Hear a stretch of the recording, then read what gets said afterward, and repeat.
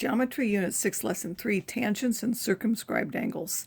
So in this lesson we want to prove the tangent-radius theorem and its converse. We want to construct a tangent to a circle and also prove and apply the circumscribed angle theorem and whatever follows from that.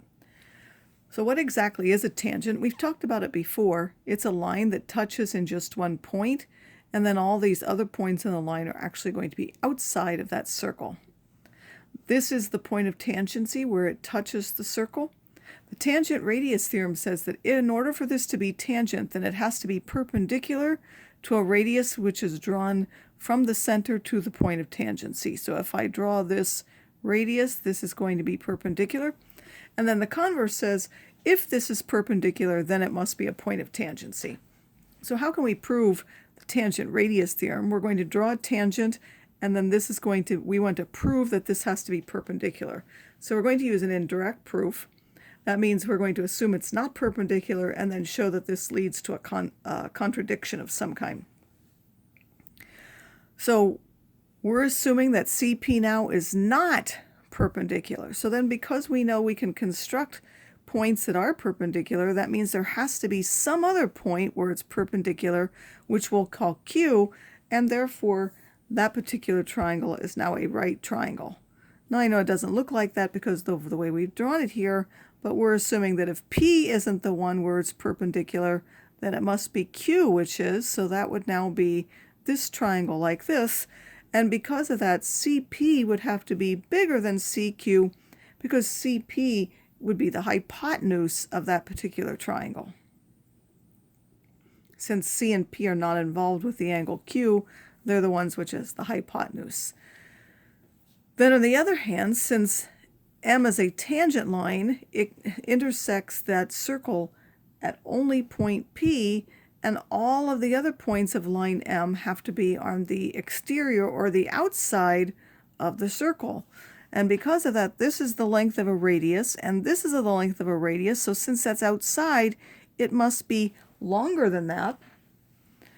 So Q has to be on the exterior because it's only P is touching, and therefore CP would have to be less than CQ because this is the same as the length of CP, and that's a little bit more than that because CP is a radius of the circle. So any other point has to be farther along. Well, these two contradict each other. This one says CP is less than CQ. This shows that CP is bigger than CQ. That's our contradiction. And therefore, the assumption that we made must be false. And therefore, CP must be perpendicular to the line. So now how can we use that theorem? Well, we can use it to find determine if lines are tangent. We can also find missing things based on their being tangent. So now we want to know if something is tangent. Well, if it's tangent, then this would be a 90-degree triangle or a right triangle. And we can use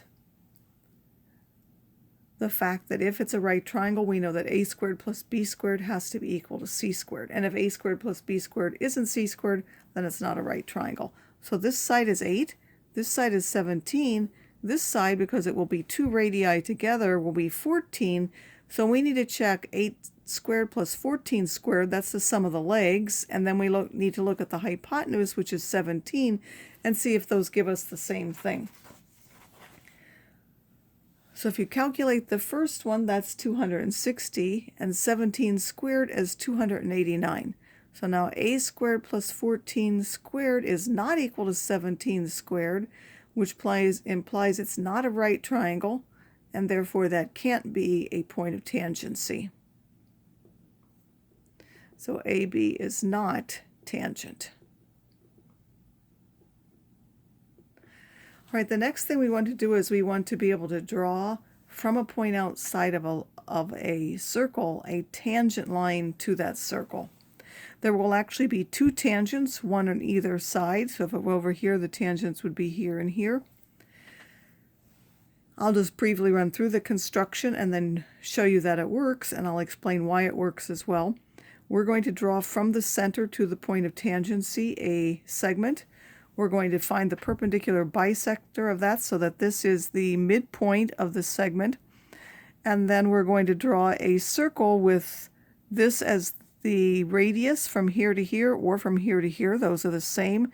And that will touch this in two circles and 2 points. So I've only drawn part of the circle.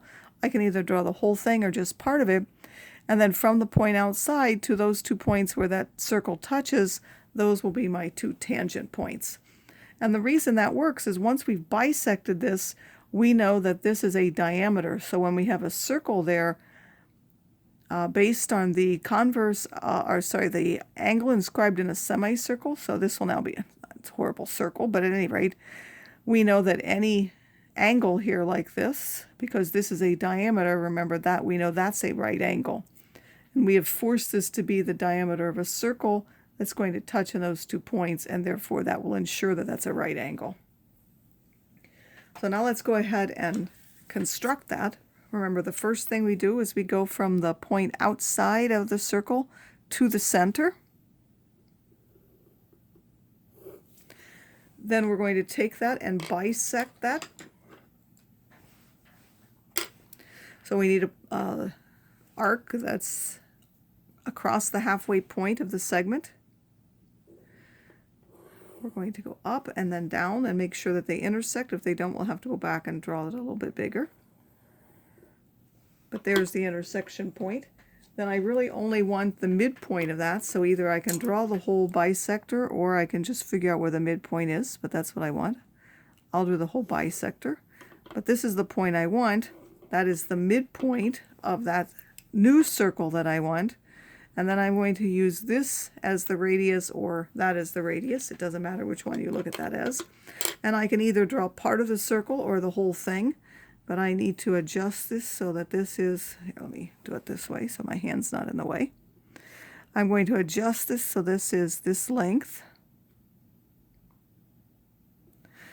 And then I'm going to go from this center. I'm going to, again, I can do the whole circle, I can just do part of it. I'm going to do that arc. And I may have had that a little bit too big, so let me adjust that.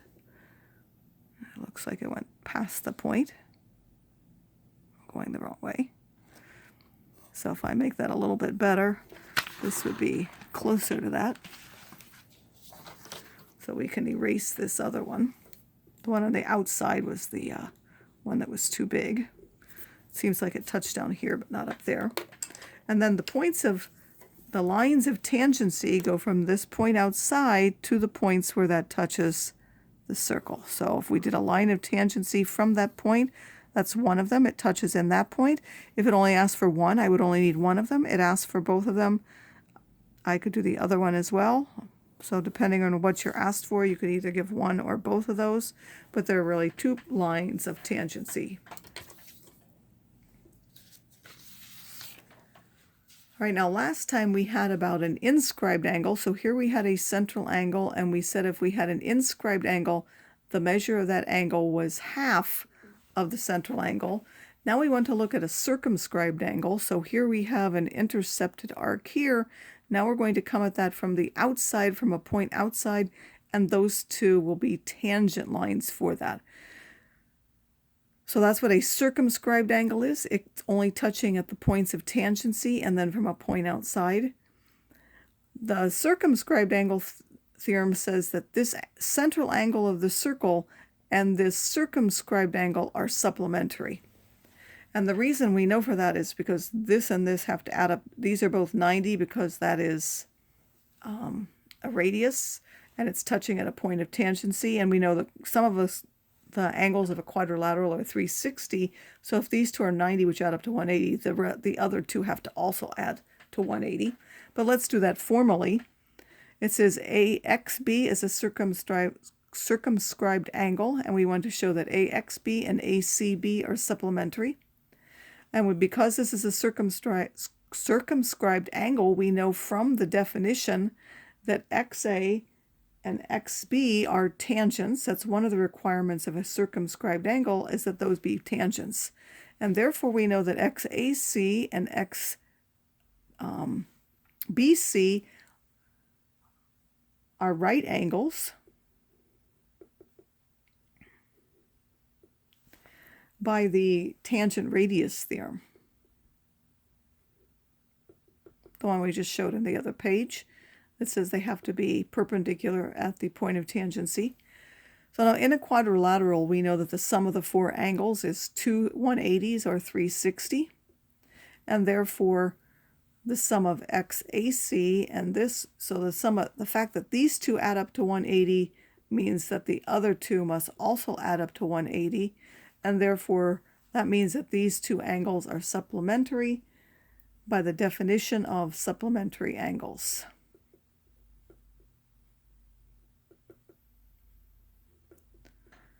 All right, and one other thing that we haven't mentioned, and we'll use these in examples to show things, one other property that we have is that when you do the tangents from the point outside, this length and this length are exactly the same.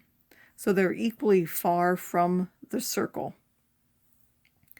So if we draw a segment XC that goes from the point outside to this, we know that XAC and XBC are both right angles. Again, that's because it's a circumscribed angle. So we know that this is congruent to this. We also know that AC and BC are congruent because all radii of a circle are congruent. They all have the same arc length. And then we know that XC is congruent to XC by, correct, that's the reflexive property of congruence. And therefore triangle XAC has to be congruent to triangle XBC by the, correct, that's the side-side-side triangle congruence theorem. And then we know that because the triangles are congruent, their corresponding parts are congruent, and therefore this is CPC.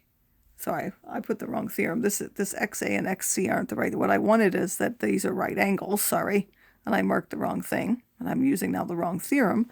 So we don't have side-side-side. What do we have? These are right triangles, and we have the hypotenuse of one and the leg of one are congruent to the hypotenuse and leg of the other. So that's the hypotenuse leg triangle congruence theorem. And then this is what we want to show. We know this is congruent to this, and that's because corresponding parts of congruent triangles are congruent.